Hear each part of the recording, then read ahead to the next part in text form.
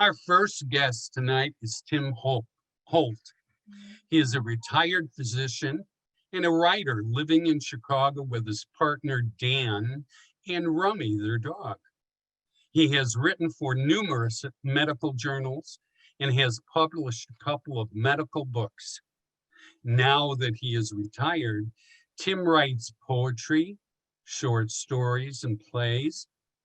His work has appeared in A&U, Diverse Voices Quarterly, Gray Sparrow, River, River Sedge, and Sloth Jockey. As a playwright, two of his plays, Teddy's Nightmare and Aurora Borealis, have been produced at the Margrini Theater in New Orleans. Timm also has published a novel. It's called Square Affair. Please welcome Timm Holt. Good evening. When we first met, Gene was dressed in a kimono-style pantsuit, red with white flowers.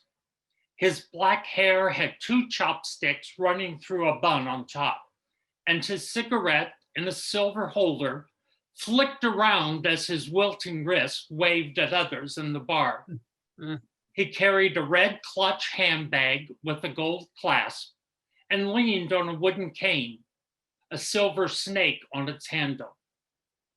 Gene was somewhere between a drag queen who aged fairly well and a geisha girl who didn't. Gene offered me his ring-adorned hand, jewels so big it would make Elizabeth Taylor jealous. I hesitated, and then instead of taking his hand, kissed him on the cheek. The joy perfume so heavy I could taste it. We were in the New Orleans French Quarter, upstairs at Good Friend's bar. Gene ordered a mattress and I a vodka martini. We found a table next to the open balcony so we could watch the parade of men on the street as we listened to a rather boisterous Sunday afternoon sing-along. During a break, Gene pointed his cigarette holder at me and said he'd met his lover Joe in this bar, a hustler bar at the time, which is why Joe was there. Fresh off the bus from Pensacola, Florida, Joe was looking for sex. Or to be more precise, looking for money for sex. Gene said they had a few encounters and Joe continued to hustle until he was thrown in jail. In those days, Gene explained, being openly gay was not exactly accepted. Even here in New Orleans, I asked? Yeah, even here. I knew with Joe I was living dangerously, but remember, this is Louisiana and I was, well, connected, shall we say. Gene's beauty shop was on Bourbon Street next to the old Absinthe Bar. He said his shop had been full of politically influential women who loved to tell about under-the-table deals and sex affairs of their husbands. So you see, Gene said, I knew about all the skeletons and where they were hidden. I was off limits. No one wanted to piss me off. Jerry, a younger Black man and friend of Gene, appeared at the top of the stairs. He was wearing a red sequenced floor-length gown. In front, its plunging neckline drew attention to his contrived cleavage. And in back, the gown dipped to his waistline. He wore heavy makeup and eyelashes so long, I feared they would poke me in the eye if I leaned in for a kiss. Jerry waved his red boa in greeting as he sashayed through the crowd and came to our table. He gave Gene a kiss on the cheek. Jerry leaned back, waved his boa, and said, I thought you died, Gene. What a shame you're still with us. I had plans for that gorgeous white evening gown of yours. With eyebrows raised, Gene waved his index finger up and down Jerry's torso. With your figure, dear, you need black.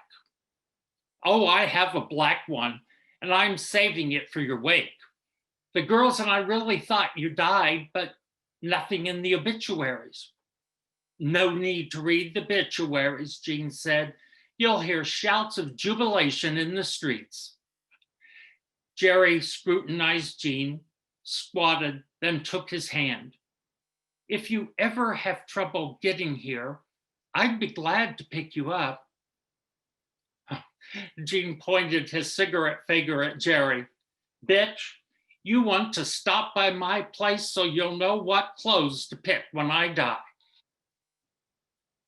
Jean and I spent most Sunday afternoons at Good Friends, talking and watching from the balcony younger men walking the street below. One particular Sunday, I couldn't get my mind off of aging. Jean told me, lighten up, look at me. I'm ancient and I'm still having fun. He put a cigarette in the silver holder, lit it, and took a drag. Through the exhaled smoke, he pointed his cigarette at me. Yes, I was afraid of growing old once, but you know, fearing of growing old is not unique to us gays. I still wasn't buying Jean's Pollyanna outlook on aging. I don't think the younger gays care what we went through to get to where we are today. I pointed from the balcony down to St. Anne Street, where a number of young men were walking hand in hand. How can they not see that you, me, we sacrificed families, careers, went to jail so they could hold hands in public? Jean glanced at the street. Well, first of all, I would never wear what they're wearing. Cut off jean shorts and tank tops with no muscles to show. And remember, I had connection, so I never went to jail. He pauses a moment, looks at his cigarette, and then at me. Tim, are you angry with them or at yourself? I wondered where in the hell he's going with this. I'm happy with who I am, I said. Like hell you are, Jean grunted. You resent living with HIV, and you resent getting old. You're the one who wants to avoid being me, not them. I didn't want to hear this. Bitterness was my crutch since my HIV diagnosis. Then why am I here if I'm afraid of being you? I don't know. Hoping to find a way to avoid becoming like me? You'll be old.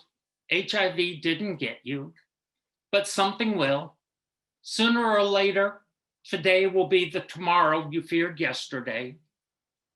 I was getting angry at Jean for his cavalier attitude. My gay friends were dead.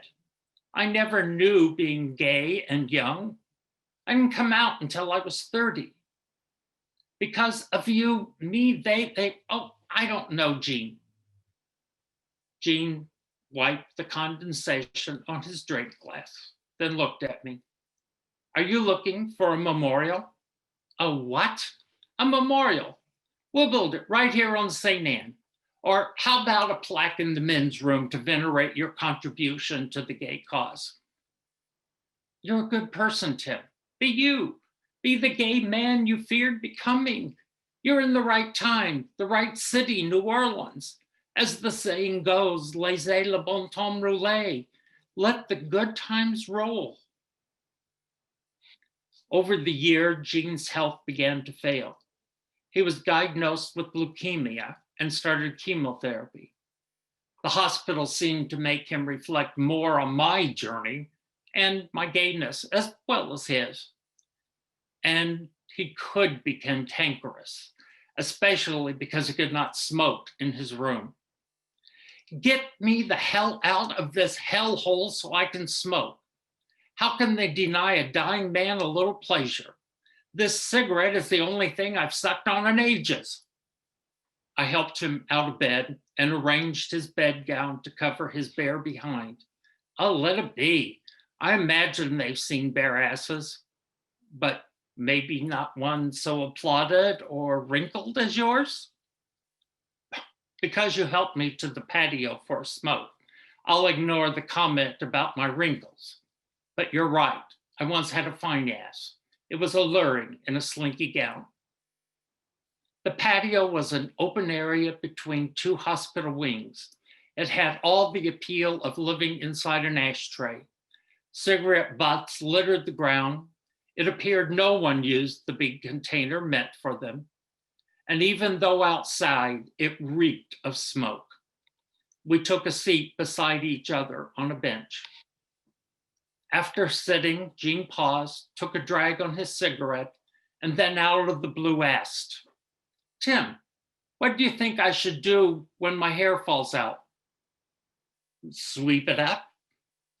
No imagination. Drag queens live a fantasy land.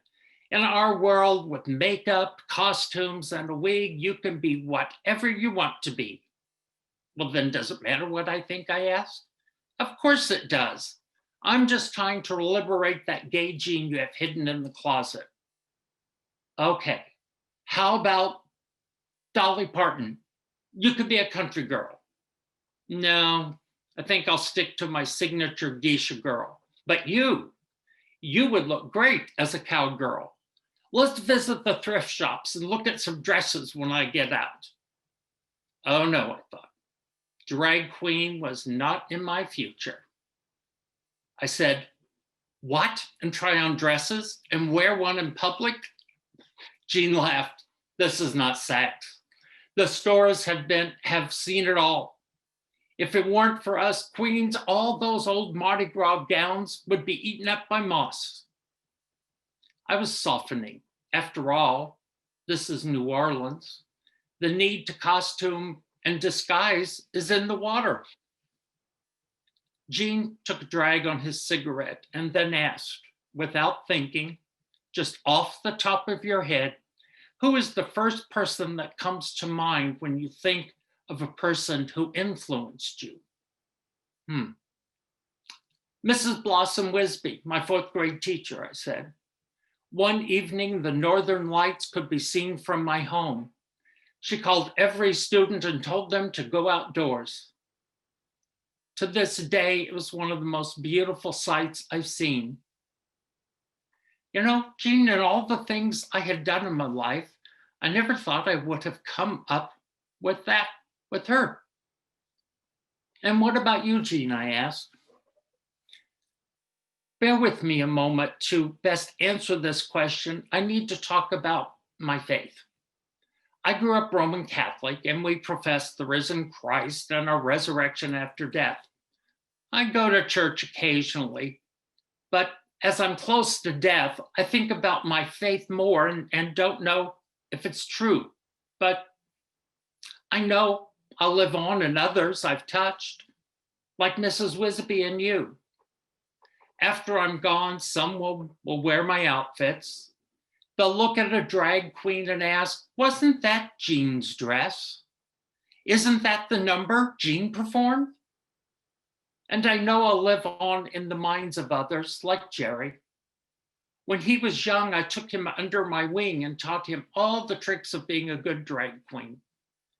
And he's already passing that information along to others. As far as I'm concerned, that's enough resurrection for me, though I do hope to see a kingdom of God. Gene looked at me, pointing his cigarette holder. I doubt Mrs. Wisby ever knew what that small act meant to you. And you, Tim, will anyone say such a thing of you? Gene died before we could shop for a drag costume, but I visited the used clothing stores, bought some dresses, and performed a number of times in drag, often a cowgirl. When I owned Cowpoke's Bar in Louisiana, I dressed as Hyacinth Bouquet of Keeping Up Appearances and would invite patrons over for a Sunday tea, all the while thinking of my Sunday afternoons with Gene.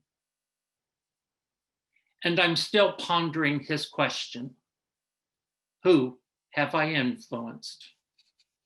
Thank you.